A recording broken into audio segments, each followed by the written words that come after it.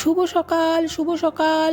রোজের পাঁচালির থেকে আমি রিমি নিয়ে চলে এলাম আরেকটি নতুন ভিডিও। সবাই কেমন আছেন আর কে কোথা থেকে আমার ভিডিওটি দেখছেন একটু জানাবেন। যাই হোক, ফুলটি কেমন লাগলো, আশা করি ভালোই লাগবে, কারণ আমার এই ফুলটি ভীষণ ভীষণ ভীষণ প্রিয় ফুল। যাই হোক, রান্নাঘরে চলে আসলাম আর আমার রোজের মশলা না শেষ হয়ে গেছে। ওই নতুনভাবেই একটা ডাস্ট তৈরি হয়, জিরে, দারুচিনি, এলাচ, 2-4টে শুকনো লঙ্কা আর একটু তেজপাতা দিয়ে একটা ডাস্ট বানিয়ে অল্প করেই করি। ওই আর কি, যা আছে আপাতত 2 দিন হয়ে যাবে, তাও একটু বানিয়ে নিলাম, পরে আর প্রবলেম হবে না। এবার রোজের যেমন যা রান্না হবে এই মশলা দিয়েই আমার হবে, সাথে আদা আর লঙ্কা থাকবে, আর কিছুই নয়। আর ওর বাবাকে বলেছিলাম একটা বাজার করে আনতে। বিষয়টা হচ্ছে কি, ও বাজার করতে গেছিলো, আজকে একটু দেরিই হয়ে গেছে, আমাদের সবারই একটু ঘুম ভাঙলো একটু দেরি করেই। যাই হোক, এবার বাজারে গিয়ে ও না নতুন ফ্রেশ সবজি পায়নি, আর ওনার হাত আবার ভীষণ সবজির হাত। তো যাই হোক, এই জন্য বললো চিকেন নিয়ে আসলাম, চিকেন করো। এইবার বিষয় হচ্ছে আমার চিকেন কষা খেতে ভীষণই ভালো লাগে, ভাবলাম তাহলে গরম গরম ধোয়া ওটা ভাত আর চিকেন কষা হবে। কিন্তু উনি আবার একটু ডাল বা একটু ঝোলের তরকারি ছাড়া খেতে পারেন না, তাই ভাবলাম ঠিক আছে ডাল করি আর একদম চিকেন কষা করি, তাহলে এবার অন্যভাবে করব, এটা ঠিক করেছিলাম। কেমনভাবে করব না, প্রথমত ভোজন রসিক বাঙালি, তাই একটু তেল দিতেই হবে, তেলে গিপটামো করলে হবে না, আর অবশ্যই সর্ষের তেলে স্বাদ বাড়ে। আর তার জন্য পেঁয়াজগুলো অর্ধেক করে কেটে, সাথে টমেটোও অর্ধেক করে কেটে একটু ভালো করে ভেজে নিলাম। ভাজার পরে ওটাকে তুলে রেখেছি। এবার টমেটোর খোসাটা ওপর থেকে এমনিতেই উঠে যাবে হালকা ভাজলেই। তারপরে ওটাকে পেস্ট করে রেখে দেবো, আর ওই পেস্টটা আপাতত এখনই রেখে দেবো। আর ওইদিকে একটু শুকনো লঙ্কা ফোড়ন দেবো, তেজপাতাটা দিতে ভুলে গেছিলাম, তাই মাংসের সাথে পরে তেজপাতা দিয়ে দিয়েছিলাম, আর লবণ হলুদ যেমন হয়, আর আদা জিরে আর শুকনো লঙ্কা কাঁচা লঙ্কা আর সামান্য রসুন, সামান্য মানে বেশ ভালোই আর কি, রসুন দিয়ে তারপরে সুন্দর করে মাংসটাকে কষাবো। আর কষানোটা কিন্তু ভীষণ ভালোভাবে কষাতে হবে, কষিয়ে কষিয়ে একদম যতক্ষণ না রং না ছাড়ছে। তারপরে আমি একটু আবার মিট মশলা দিয়েছিলাম, আর সাথে চিনিও দিয়েছিলাম ব্যালেন্সের জন্য। দারুণ একটা কষানো হয়েছিল। তো কষানো হওয়ার পরে তারপরে ওই যেটা পেস্ট করে রেখেছিলাম টমেটো আর পেঁয়াজ, সেটাকে কষানোর পরে দিয়েছিলাম, দিয়ে এবার সুন্দর করে কষালাম। কষিয়ে এত টেস্ট হয়েছিল যে সকালবেলা ছেলেও খেলো। খাওয়ার পরে ওনার আবার বললেন না আমার আলু লাগবে, আলু ছাড়া হবে না। আবার এটাও সত্যি, আমাদের বাঙালি মানুষ একটু আলু ছাড়া কি ভালো লাগে মাংস। তো যাই হোক, আলু দিলাম। এবার আলু দেওয়ার পরেই আর কি 12টা বাজালাম, মাংসের যেই টেস্টটা ছিল সেই টেস্টটা হলো না, অন্য টেস্ট হয়ে গেল। ঠিক আছে, এটাও এক রকমের। তো যাই হোক, 12টা বাজিয়ে দিয়েছি মাংসের। আর কিন্তু 12টা বাজালেও একবারে 12টা বাজেনি, টেস্ট তো টেস্টই হয় না, মশলা তো অনেক কিছুই পড়েছে। তো যাই হোক, এইবার আমার রান্না হয়ে গেছে, আর ওইদিকে ডালটা করলাম, ডালটা সম্বাদ দিয়ে দেবো, কারণ হচ্ছে ওর বাবার একটু ডাল না হলে হয় না। আর ভাতটা না আসলে সত্যি করে আমি করিনি, ভাতটা ঠিক করেছি, চালটা ভিজিয়ে রেখেছিলাম, ভাতটা করেছিলাম আমি ঠিক 2টোর সময় বসিয়েছিলাম, 15 মিনিট তো সময় লাগবে মাত্র, বেশিক্ষণ লাগবে না। আর এই আমাদের রান্না বান্না প্রায় হয়ে গেল। হওয়ার পরে ওইদিকে টুকু এসেছিলো, টুকুর সাথে আবার সেই গল্প। আর আজকে সত্যি কথা বলতে আজকের দিনটা যে আমার এত ভালো কেটেছে, আমি এরকম দিন না খুব কম কাটাই। সেটার কারণ হচ্ছে কি, আজকে আমার বাড়িতে চাঁদের হাট বসেছিল, ছেলের প্রচুর সবাই বন্ধুরা এসছে, অনেকদিন পর আসলো, ওদের এখানে একটু কাজ ছিল, পিকনিক ছিল, সেই হিসাবে একটু আসলো, দেখা করতে আসলো।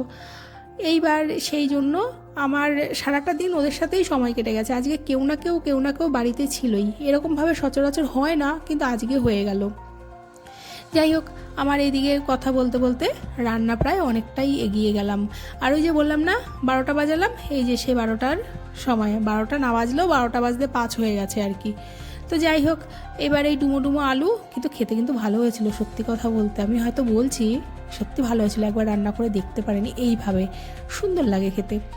যাই হোক, এইবার এই রান্না হয়ে গেল। এবার আস্তে ধীরে আমি বসেছিলাম স্নান করতে যাব, অমন সময় দেখলাম অনি, কৌস্তব, বর্ষণ, স্বস্তিক তো ছিলই, আর মান্ডি, এরা এসছে মানে এদের প্রাইভেট থেকে এখানটায় আমাদের লিচুতলায় একটা পিকনিক ছিল।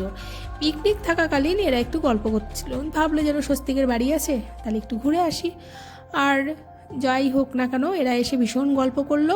আর গল্পের সাথে বিষয় হচ্ছে, আমি মা বা আমি মিমি বা আমি কাকিমা, আমি কিন্তু ওদের ভীষণ ভালো বন্ধু। আরেকটা বিষয় হচ্ছে, ওদের সাথে যখনই আমি গল্প করি আমি আমার ছেলেবেলা খুঁজে পাই। আমি যেন আমার সবাই ওই এক বেঞ্চের 5 বান্ধবীকে খুঁজে পাই বা বন্ধুদের খুঁজে পাই। আর ওরা ভালোভাবেই জানে যে আমি ওদের সাথে গল্প করলে বা ওদের সাথে থাকলে ওদের তো কোনো ডিস্টার্ব ফিল হয়ই না। ওরা নিজেরাও বলে, ওরা নিজেরাও টেনে নিয়ে আসে আমাকে, তুমি বসো, তুমি কথা বলো। আর বর্ষণকে তো সবাই চেনে, ও আমার বয়ফ্রেন্ড হয়। আর কৌস্তব, যে পড়াশোনায় ভীষণ ভালো, মানে এতগুলো বাচ্চা সবাই মেধাবী অবশ্যই, সবাই খুব ভালো, কিন্তু কৌস্তব হচ্ছে সব থেকে বেশি ভালো। যাই হোক, ওরা এখানে গল্প করলো, হালকা একটা কিছু টিফিন করলো, করে এবার যে যাওয়ার মতন চলে গেল। আর আমিও এখানটায় ঘরে এসে বসলাম। ওমা, দুপুর হতে না হতে দেখলাম ঈশিতা ভালো একটা জিনিস নিয়েছে, কি না চুষির পায়েস। সত্যি কথা বলতে কি, আমি এরকম পিঠে পায়েস না করতাম অনেক দিন আগে, তবে খুব সামান্য, এখন তো করিই না। আর আমার এক দিদি বেঁচেছিলেন, আমার যে পিউ মেয়ে, সেই ওর মা, উনি থাকাকালীন, মানে আমার মনের কথা এটা, উনি থাকাকালীন আমাকে কোনো দিন পিঠে পায়েস, তালের বড়া, মালপোয়া বা মানে এই যে এই ধরনের যে বছরের এক একটা খাবার, আমাকে এই নিয়ে কখনো ভাবতে হয়নি, ভাবিনি। আমি জানি আমার ঠিক বাড়িতে চলে আসে। এমনকি আমার দিদি, মানে কণিকা দিদি যিনি আছেন আমার যা, সে এখনও প্রতি বছর পিঠে পায়েস, তালবড়া বা ও যখন যেটা করে বছরের এক একটা জিনিস আমার বাড়িতে চলে আসে। মানে এই জিনিসগুলো আমি পেয়ে গেছি। অবশ্যই আমার শাশুড়ি মাও ভীষণ পরিমাণে দেন, উনি সুন্দর পুলি পিঠে সেঁকে সেঁকে করতে পারেন। তো এই জিনিসগুলো আমি কোনো দিন আমি বানাইনি, সত্যি কথা বলতে, যেটা ওনারা আছেন এখনও, এই আজকে আমার 20টা বছর হয়ে গেছে, এখনও আমাকে বানাতে হয় না, কারণ আমি জানি আমি যেভাবে হোক ওদের কাছ থেকে পেয়ে যাব। এইবার ওই সন্ধ্যের পরে নিতু এসেছিল, এই সেই নিতু। নিতু হলো স্বস্তিকের জন্মগত বন্ধু, যা দুজন মিলে ভীষণ মারামারি হয়, ভীষণ ঝগড়া হয়। ঠিক ও আর স্বস্তিকের মধ্যে আমি যেন আমাকে আর দিলীপকে খুঁজে পাই। তো যাই হোক, দুজনের মধ্যে ভীষণ গল্প হলো, কিছু একটা ওদের মধ্যে ভুল বোঝাবুঝি হয়েছিল, সেই নিয়ে একটুখানি ঝগড়া হচ্ছিলো। আর আমি ওদের ঝগড়াটা ভীষণ পরিমাণে মজা নিচ্ছিলাম, যে ওরা ঝগড়া করছে আর আমার মজা লাগছে। তারপরে নিতুর সাথে আমার বন্ডিং ভীষণই ভালো, অবশ্যই। সেখানে দাঁড়িয়ে আমরা দুজনা মিলে প্রচুর গল্প, প্রচুর আড্ডা, অনেক কিছু করলাম। তারপরে কিছুক্ষণ পরে বেরিয়ে গেলো, আজকে মাসির বাড়ি চলে যাবে বেড়াতে। তারপরে আমি আসলাম, রাতের এবার রুটির পালা। আর রাতে রুটি করতে করতেই আমার ভিডিওটি এখানটায় আমি শেষ করব। আর আমার ভিডিওটি কেমন লাগছে এটা জানাতে হবে, যদি ভালো লাগে একটি লাইক করবেন। আর দেখা হবে অন্য আরেকটি ভিডিওতে। সবাই ভালো থাকবেন, সুস্থ থাকবেন, সাবধানে থাকবেন। আর সবার কাছে এটাই অনুরোধ, আমার সাবস্ক্রাইব লাগবে অবশ্যই, আর যতটুকু পারেন আমাকে হেল্প করবেন। যাই হোক, দেখা হবে নতুন আরেকটি ভিডিওতে। শুভরাত্রি, সবাই ভালো থাকবেন। আজকের মতন টাটা।